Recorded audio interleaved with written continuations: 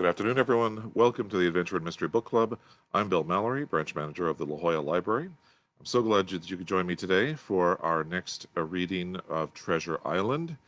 We will be reading chapters 24, 25, and 26 today. You might notice that I am not, in fact, at the La Jolla Library today. I am at home today because, surprise, surprise, over Labor Day I did this. So I'm staying home for a few days. But as I always say, adventure and mystery does not wait for anyone. So we're going to continue with Treasure Island for as long as I can. I'll be honest with you, we're getting close to the end of Treasure Island, so I really didn't want to end it here, but I wanted to continue if possible, and so we'll do that. And as long as I am able, and hopefully we'll be able to finish out the story in the next week and a half or so, and. Just to recap what we have done so far in our story, the pirates have taken over the Hispaniola. Our heroes, Dr. Livesey and Squire Trelawney and a few of their men and Captain Smollett are all on the treasure island itself. And they have found a stockade that was built by the pirates previously, years ago, and they have taken this over, and they have already defended the stockade against an onrush of pirates led by Long John Silver to attack them, and they've lost a couple of their company who have died in the assault, but then the pirates there were more pirates killed than there were of our people, so they're doing okay, kind of, sort of. Jim Hawkins has met a marooned pirate named Ben Gunn, and who has been living on the island the last 3 years. And he's a little nutty, but one thing that he told Jim is that if Jim ever needs to use a boat, he actually made a boat himself, a little coracle, a small, sort of crudely fashioned wooden boat, and he had it hidden in by some white rocks. That was the indicator. That was the marker that said that they were doing this, that they were holding this this boat sort of in hiding.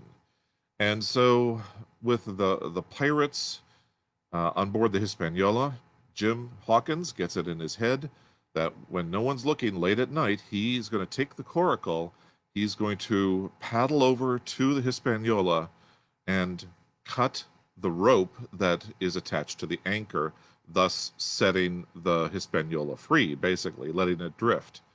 And so he has, and that's exactly what happened in our previous chapter. Late at night, all the pirates on board the Hispaniola are drunk, and they are mostly passed out. And Jim can hear them, and they're arguing, and they're laughing, and they're fighting, and they're doing all those things that drunk pirates like to do. And while he's there, he paddles the coracle over to the Hispaniola. He gets out his knife. He cuts through this very thick corded rope and sets the Hispaniola free, basically. And the first thing that happens is it starts to drift, and so much so that it creates a wake behind it, and Jim Hawkins and the little boat are pulled into this wake, and they're both sort of drifting out into sea, and Jim no longer has any control over this little boat. So there we are. I mean, it's all getting very exciting right now, and I I don't have my book, which is still at the La Jolla Library, but I did print out the pages for these 3 chapters, so we will be reading these. And I hope you'll forgive me if I'm fumbling a little bit here, as I am one-handed, and will be doing my best here. Also, since I'm at home, you might very well hear a dog bark, and you might hear some construction noise going on. So bear with me, if you will. It's all part of the adventure, if you will, of life. And if you are ready, we will begin chapter 24, which is entitled The Cruise of the Coracle. It was broad day when I awoke and found myself tossing at the southwest end of Treasure Island. The sun was up, but was still hid from me behind the great bulk of the spyglass, which on this side descended almost to the sea in formidable cliffs.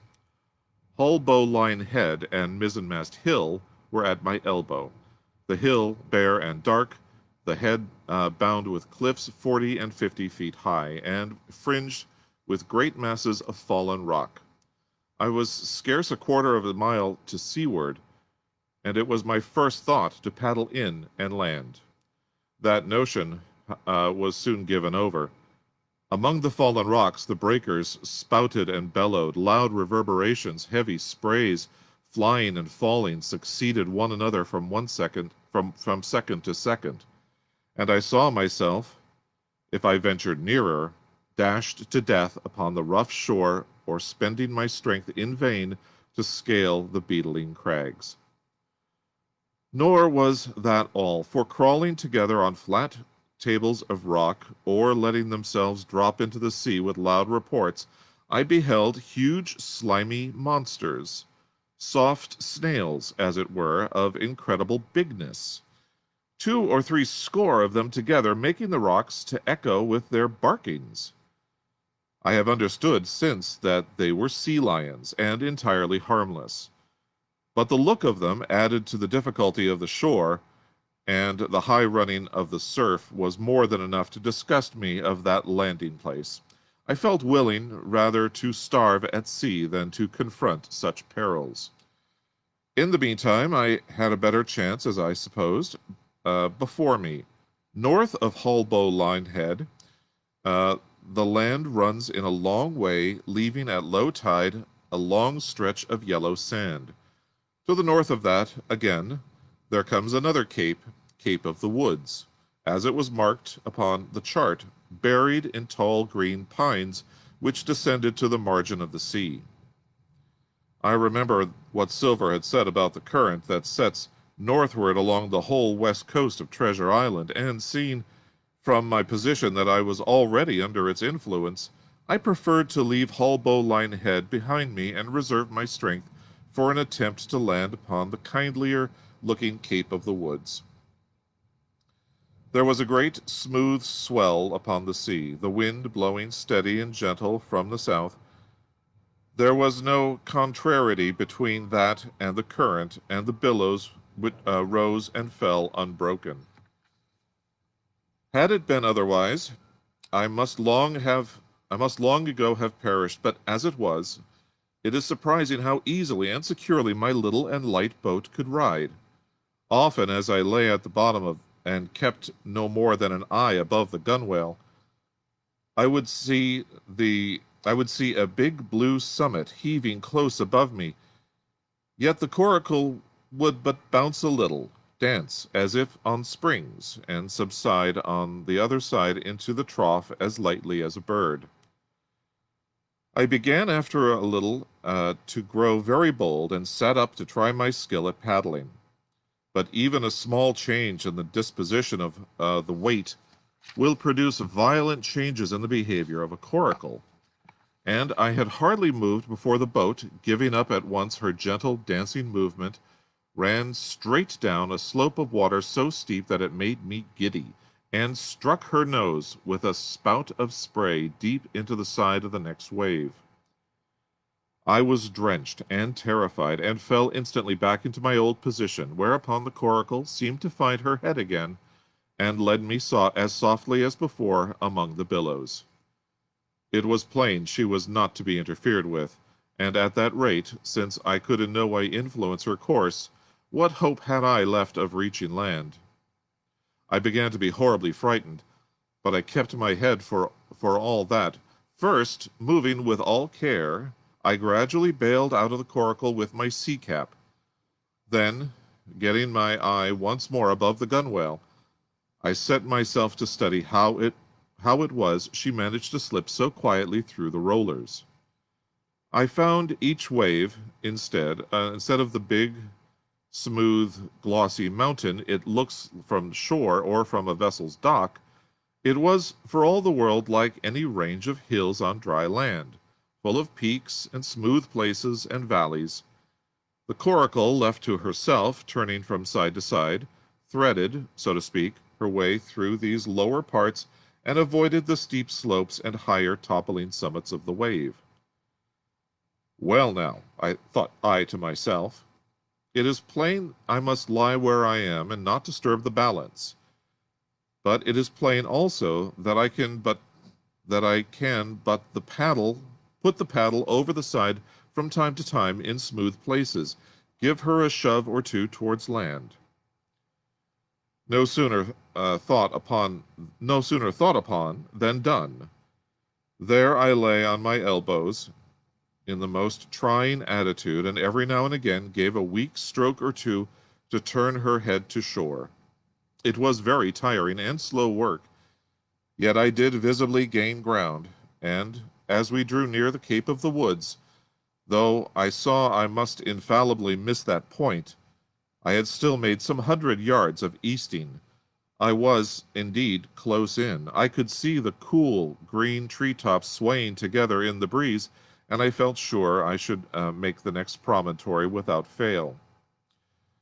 It was high time, for I now began to be tortured with thirst. The glow of the sun from above, its thousandfold reflection from the waves, the sea water that fell and dried upon me, caking my very lips with salt, combined to make my throat burn and my brain ache. The sight of the trees so near at hand had almost made me sick with longing, but the current had soon carried me past that point, and as the next reach of sea opened out, I beheld a sight that changed the nature of my thoughts. Right in front of me, not half a mile away, I beheld the Hispaniola under sail. I made sure, of course, that I should be taken, but I was so distressed for want of water that I scarce knew whether to be glad or sorry at the thought, and long before I had come to a conclusion, surprise had taken an entire possession of my mind, and I could do nothing but stare and wonder. The Hispaniola was under her mainsail and two jibs, and the beautiful white canvas shone in the sun like snow or silver. When I first sighted her, all her sails were drawing. She was lying a course about northwest, and I presumed the men on board were going round the island on their way back to the anchorage. Presently she began to fetch more and more to the westward, so that I thought they had sighted me and they were going about in chase. At last, however, she fell right into the wind's eye, was taken dead aback, and stood there a while helpless, with her sails shivering. "Clumsy fellows," said I. "They must still be drunk as owls." And I thought how Captain Smollett would have set them skipping. Meanwhile, the schooner gradually fell off and filled again. Upon another tack, sailed swiftly for a moment or so, and brought up once more dead in the wind's eye. Again and again this was repeated, to and fro, up and down, north, south, east, west. The Hispaniola sailed by swoops and dashes, and at each repetition ended as she had begun, with idly flapping canvas. It became plain to me that nobody was steering, and if so, where were the men? Either they were dead drunk, or had deserted her, I thought, and perhaps if I could get on board, I might return the vessel to her captain. The current was bearing coracle and schooner southward at an equal rate. As for the latter's sailing, it was so wild and intermittent that she hung each time so long in irons that she certainly gained nothing, if she did not even lose. If only I dared to sit up and paddle, I made sure that I could overhaul her. The scheme had an air of adventure that inspired me, and the thought of the water breaker beside the fore-companion doubled my growing courage. Up I got, was welcomed almost instantly by another cloud of spray, but this time stuck to my purpose, and set myself with all my strength and caution to paddle after the unsteered Hispaniola. Once I shipped a sea so heavy that I had to stop and bail, with my heart fluttering like a bird, but gradually I got into the way of the thing and guided my coracle among the waves, with only now and then a blow upon her bows and a dash of foam in my face. I was now gaining rapidly on the schooner. I could see the brass glisten on the tiller as it banged about, and still no soul appeared upon her decks. I could not choose but suppose she was deserted. If not, the men were lying drunk below, where I might batten them down, perhaps, and do what I chose with the ship. For some time she had been doing the worst thing possible for me, standing still.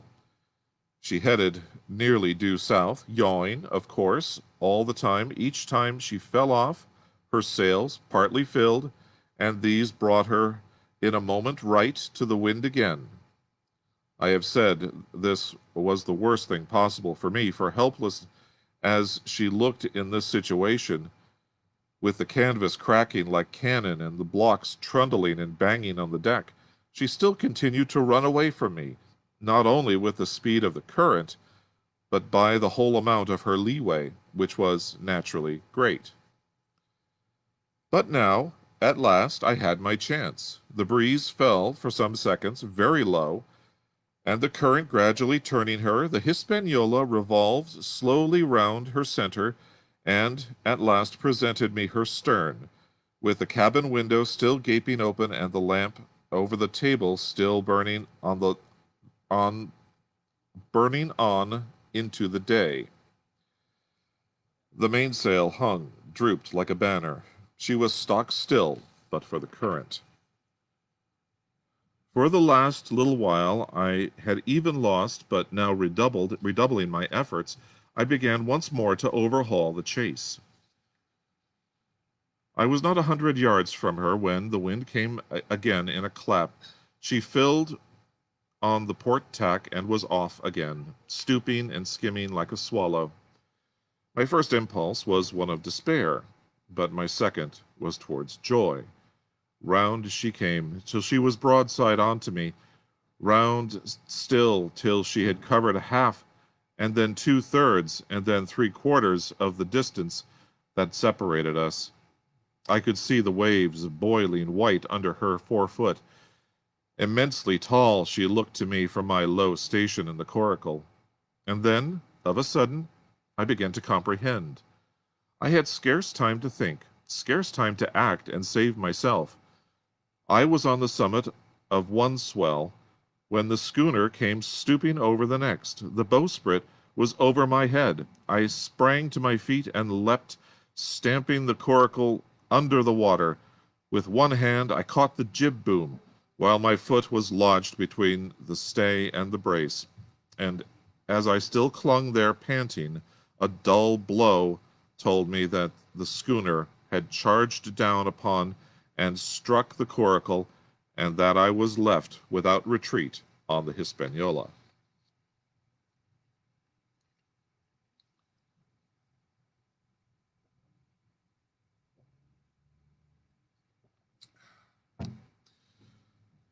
Chapter 25, entitled I Strike the Jolly Roger.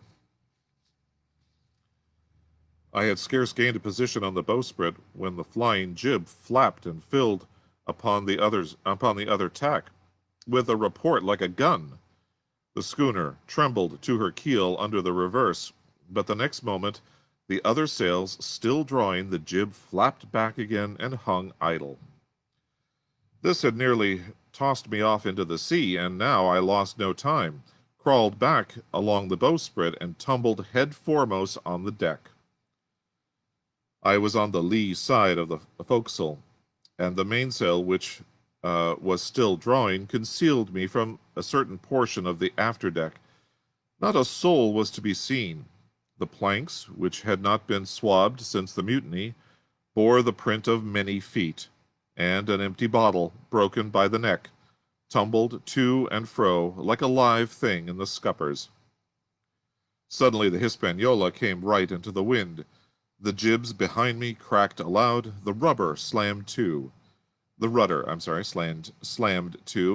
whole ship gave a sickening heave and shudder, and at the same moment the main boom swung inward, the sheet groaning in the blocks, and showed me the lee afterdeck. There were the two watchmen, sure enough, red cap on his back, as stiff as a handspike, with his arms stretched out like those of a crucifix, and his teeth showing through his open lips. Israel Hands, propped against the bulwarks, his chin on his chest, his hands lying open before him on the deck, his face as white, under its tan, as a tallow candle.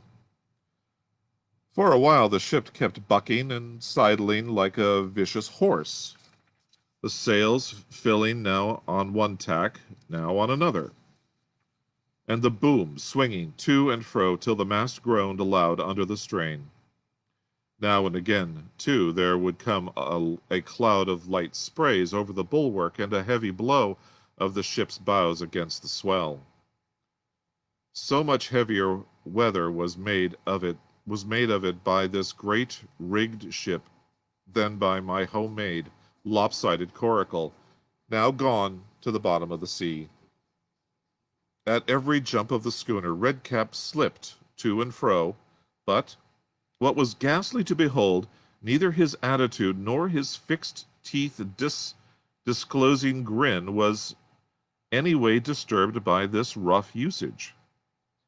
At every jump, too, Hands appeared still more to sink into himself and settle down upon the deck, his feet sliding over the farther out, and the whole body canting toward the stern, so that his face became, little by little, hid from me.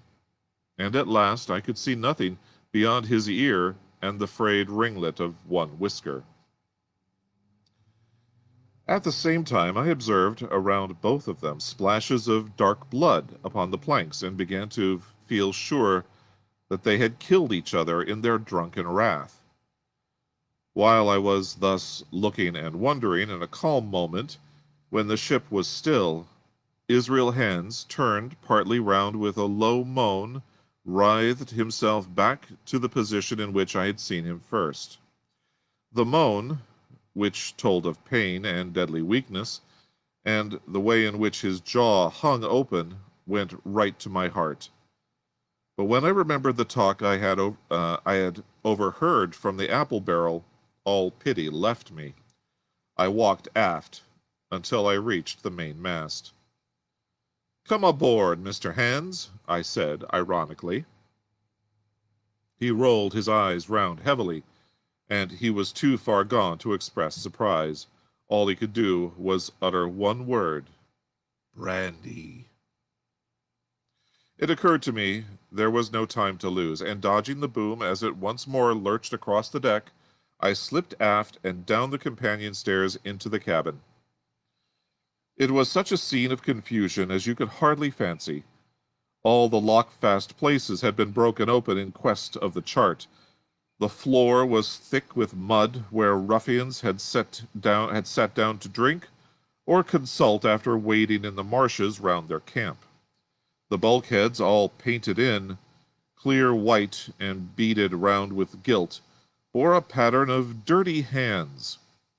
Dozens of empty bottles clinked together in corners to the rolling of the ship.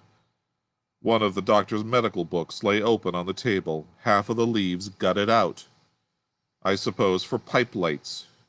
In the midst of all this, the lamp still cast a smoky glow, obscure and brown as umber. I went into the cellar. All the barrels were gone, and of the bottles, a most surprising number had been drunk out and thrown away. Certainly, since the mutiny began, not a man of them could ever have been sober. Foraging about, I found a bottle with some brandy left for Hands. And for myself, I routed out some biscuit, some pickled fruits, a great bunch of raisins, and a piece of cheese. With these I came on deck, put down my own stock behind the rudder head, and, well out of the coxswain's reach, went forward into the water breaker, and had a good deep drink of water, and then, and not till then, gave Hands the brandy. He must have drunk a gill before he took the bottle from his mouth. "Aye," said he. "By thunder, but I wanted some of that." I had sat down already in my corner and begun to eat. "Much hurt?" I asked him.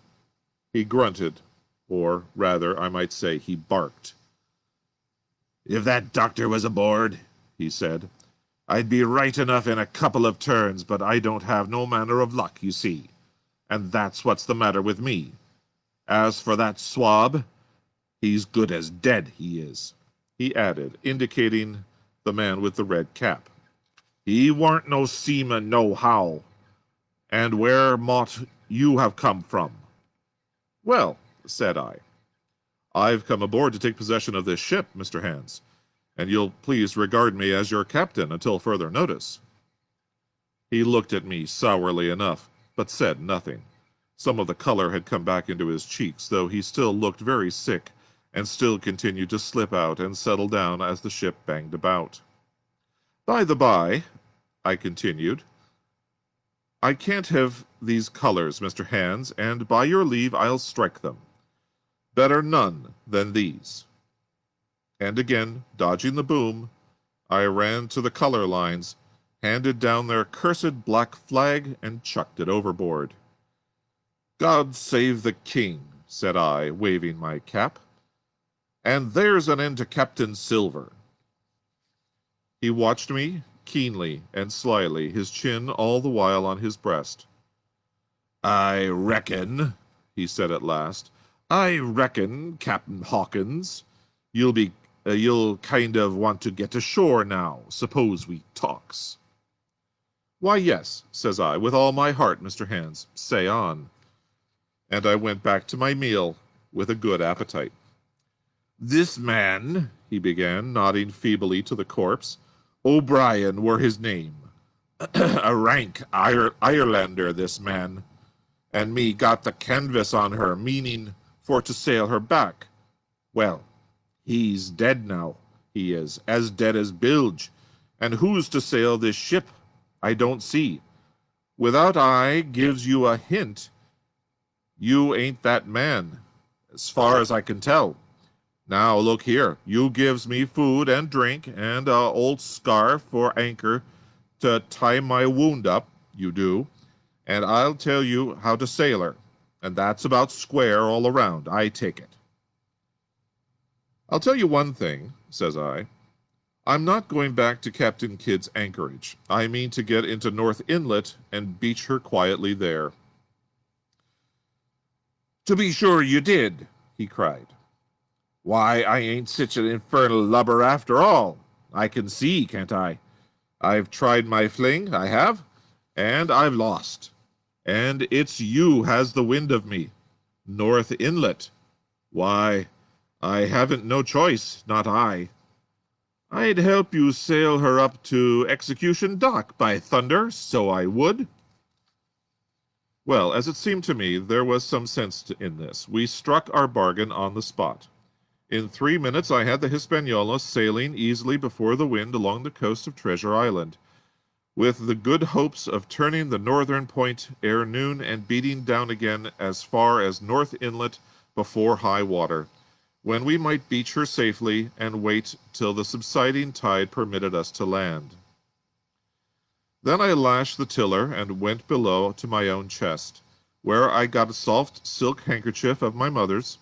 With this, and with my aid, Hands bound up the great bleeding stab he had received in the thigh, and after he had eaten a little, and had a swallow or two more of the brandy, he began to pick up visibly, sat straighter up, spoke louder and clearer, and looked in every way another man. The breeze served us admirably. We skimmed before it like a bird, the coast of the island flashing by, and the same view changing every minute.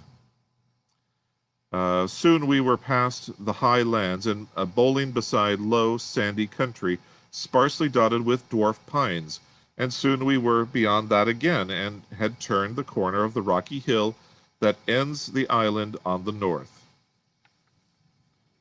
I was greatly elated with my new command, and pleased with the bright, sunshiny weather and these different prospects of the coast.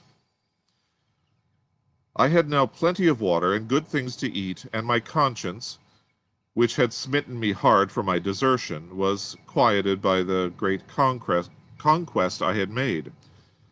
I should, I think, have nothing left me to desire but for the eyes of the coxswain to, as they followed me derisively about the deck, and the odd smile that appeared continually on his face. It was a smile that had in it something both of pain and weakness, a haggard old man's smile. But there was, besides that, a grain of derision, a shadow of treachery in his expression as he craftily watched, and watched, and watched me at my work.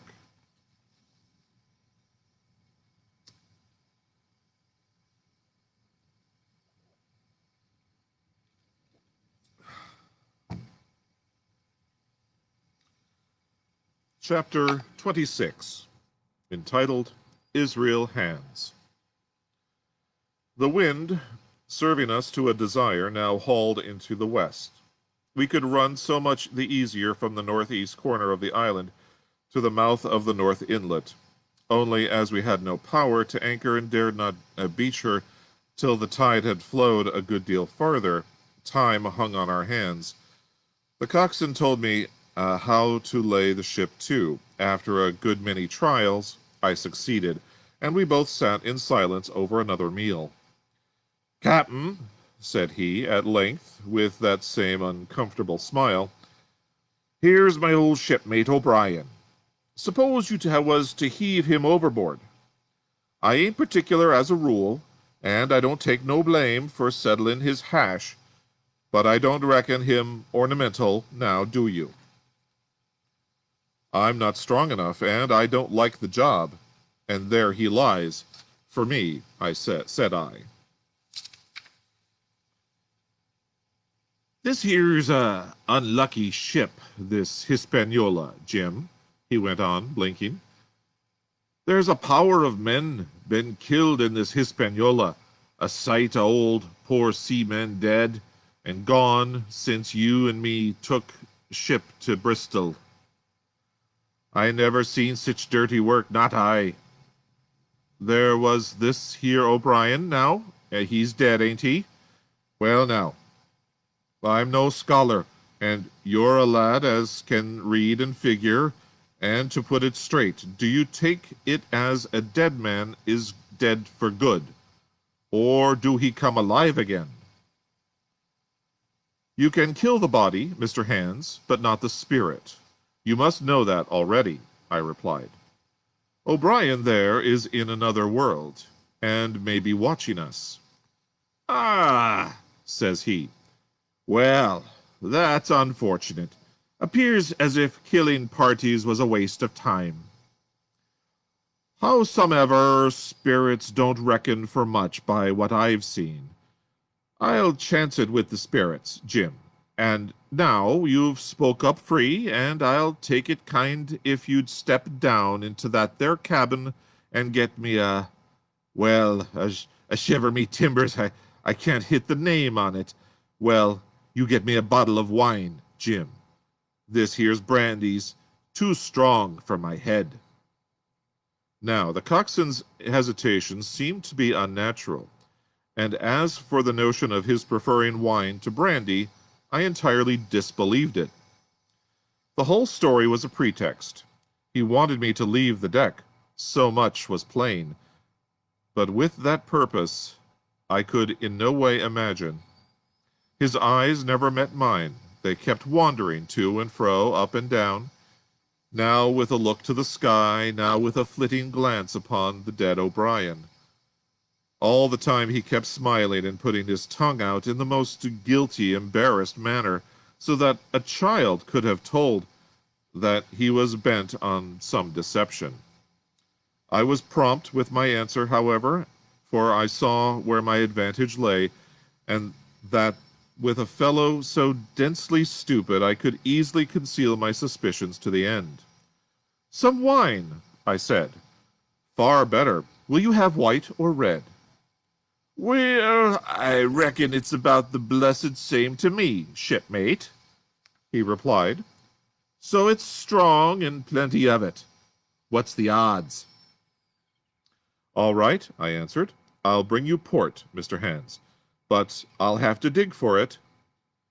With that, I scuttled down the companion with all the noise I could, slipped off my shoes, ran quietly along the sparred gallery, mounted the forecastle ladder, and popped my head out of the fore companion. I knew he was not expect to see me there, yet I took every precaution possible, and certainly the worst of my suspicion too true. He had risen from his position to his hands and knees, and though his leg obviously hurt him pretty sharply when he moved, for I could hear him stifle a groan, yet it was at a good rattling rate that he trailed himself along the deck. In half a minute he had reached the port scuppers and picked out a coil of rope, a long knife, or rather a short dirk, discolored to the hilt with blood. He looked upon it for a moment, thrusting forth under his jaw, tried the point upon his hand, and then, hastily concealing it in the bosom of his jacket, trundled back again into the old place against the bulwark. This was all that I required to know. Israel could move about. He was now armed, and if he had been at so much trouble to get rid of me, it was plain that I was meant to be the victim. What he would do afterwards, whether he would try to crawl right across the island from the north inlet to the camp among the swamps, or whether he would fire Long Tom, trusting that his own comrades might come first to help him, was, of course, more than I could say. But I felt sure that I could trust him in one point. Since in that our interests jumped together, and that was in the disposition of the schooner, we both desired to have her stranded safe enough, in a sheltered place, and so that, when the time came, she could be got off again with as little labor and danger as might be. And until that was done, I considered that my life would certainly be spared. While I was thus turning the business over in my mind, I had not been idle with my body. I had stolen back into the cabin, slipped once more into my shoes, and laid my hands at random on a bottle of wine. And now, with this for an excuse, I made my reappearance on the deck. Hands lay, as I had left him, all fallen together in a bundle, with his eyelids lowered, as though he were too weak to bear the light. He looked up, however, at my coming, knocked the neck off the bottle like a man who had done the same thing often, and took a good swig, with his favorite toast of, "Here's luck." Then he lay quiet for a little, and then, pulling out a stick of tobacco, begged me to cut him a quid. "Cut me a junk of that," says he, "for I haven't no knife and hardly strength enough. So be as I had. Ah, Jim, I reckon I've missed stays. Cut me a quid, as a likely be the last, lad, for I'm for my long home, and no mistake." "Well," said I, "I'll cut you some tobacco, but if I was you and thought myself so badly, I would go to my prayers like a Christian man." "Why?" said he. "Now you tell me why."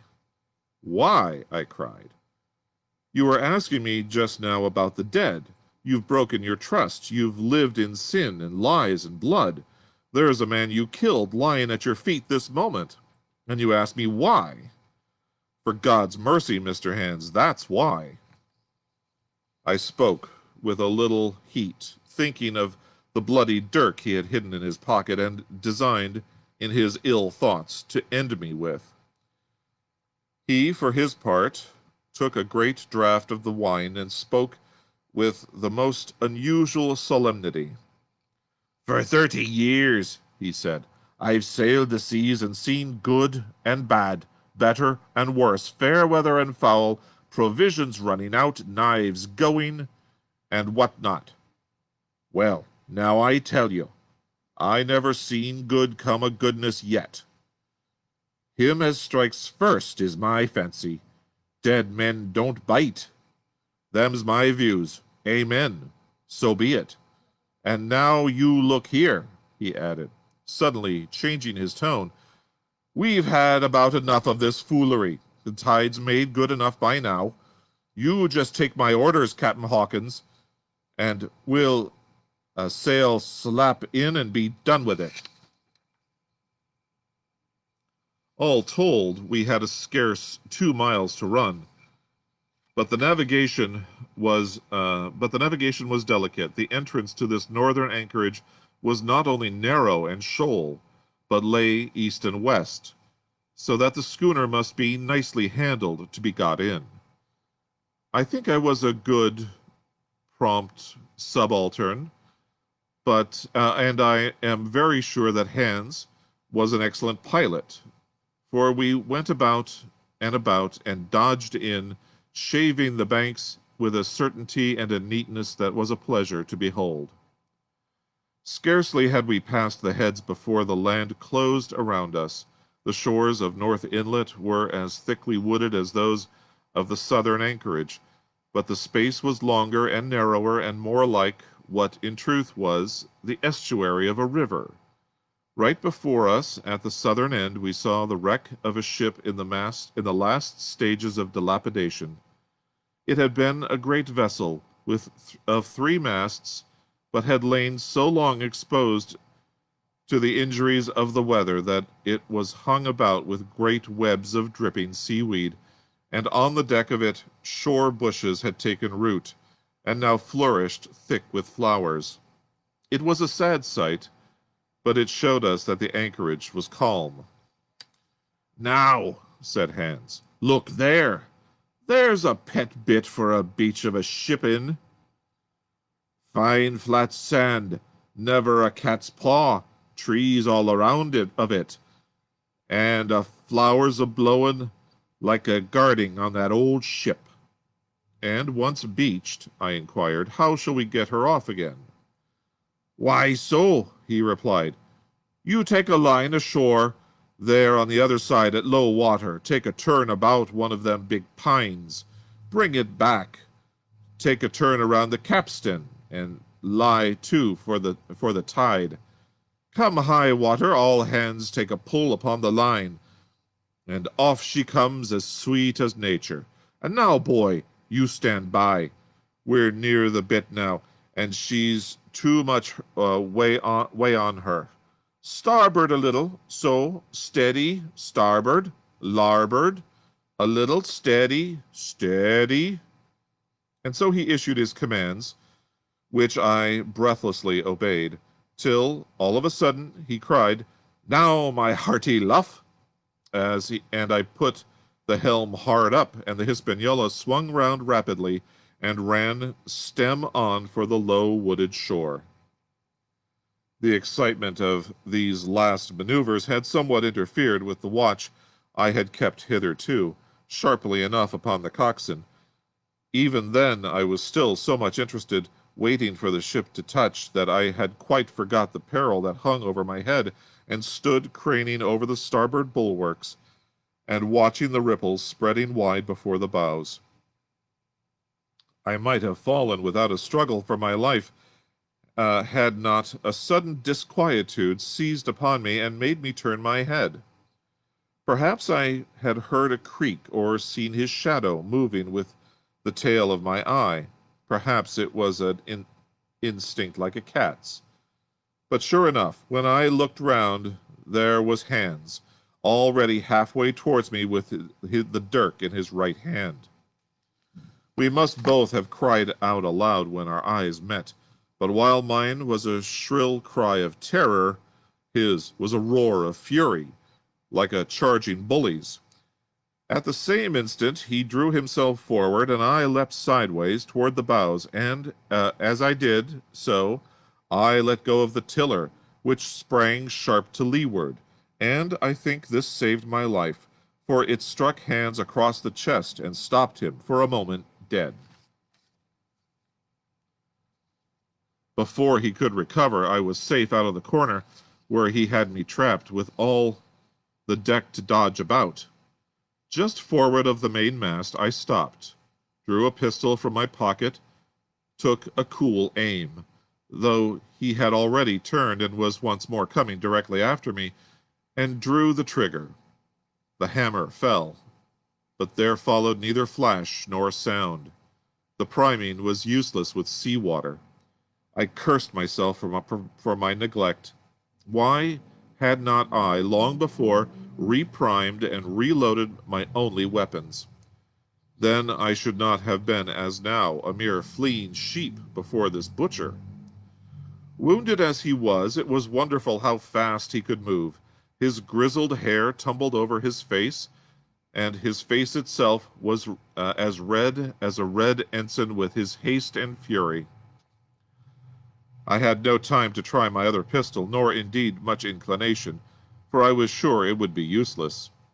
One thing I saw plainly: I must not simply retreat before him, or he would speedily hold me boxed into the bows, and as a moment since he had so nearly boxed me in the stern.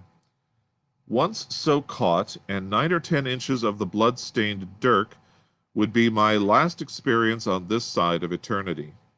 I placed my palms against the mainmast, which was of a goodish bigness, and waited, every nerve upon the stretch.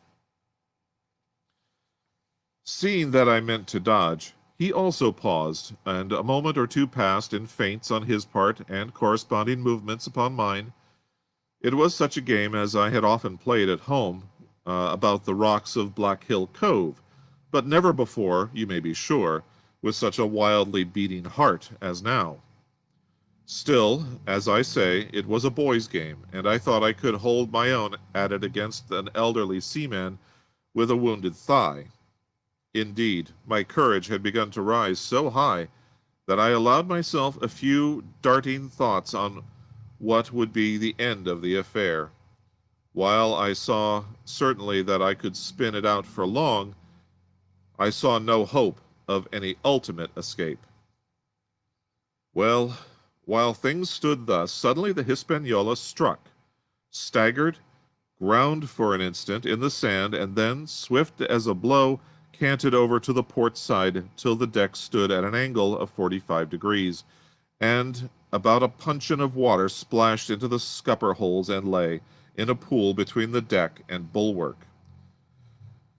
We were both of us capsized, and in a second, and both of us rolled almost together into the scuppers, the dead red cap, with his arms still spread out, tumbling stiffly after us. So near were we, indeed, that my head came against the coxswain's foot with a crack that made my teeth rattle. Blow and all, I was the first afoot again, for Hans had got involved with the dead body. The sudden canting of the ship had made the deck no place for running on. I had to find some new way of escape, and upon the instant, for my foe was almost touching me. Quick as thought, I sprang into the mizzen shrouds, rattled up hand over hand, and did not draw breath till I was seated on the cross-trees.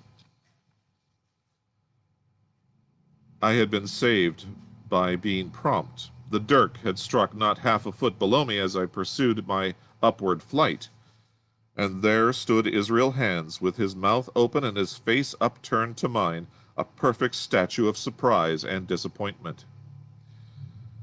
Now that I had a moment to myself, I lost no time in changing the priming of my pistol, and then, having one ready for service, and to make assurance doubly sure, I proceeded to draw the load of the other and recharge it afresh from the beginning. My new employment struck Hans all of a heap. He began to see the dice going against him, and after an obvious hesitation he also hauled himself heavily into the shrouds, and with the dirk in his teeth began slowly and painfully to mount.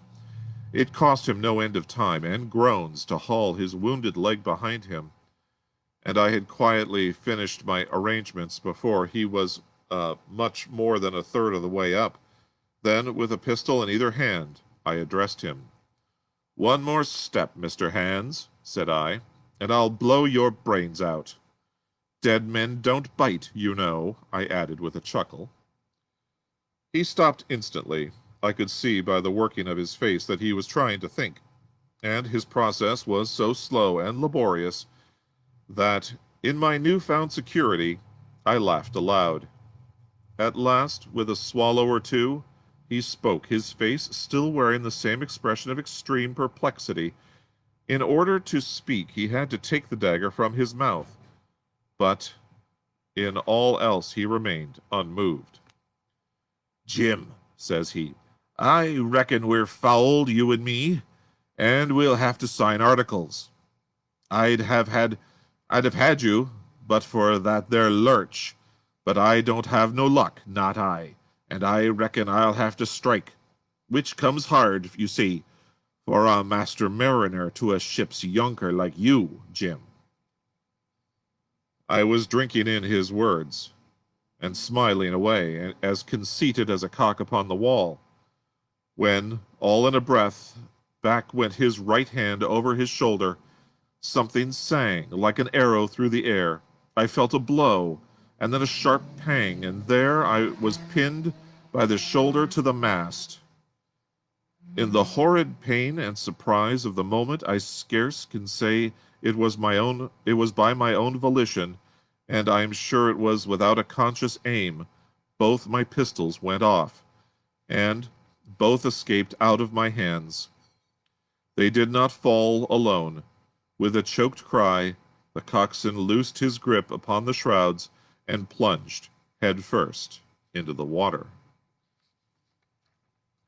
And that, my friends, is the conclusion of our 3 chapters for today, chapters 24, 25, and 26, ending on a dramatic note with the death of Israel Hands, the sort of second in command to Silver, if you will, the one who was probably the most evil besides Silver, and certainly lacked all of Silver's genteelness and ability to speak to people in a way that, kind of convinced them to do what he wanted.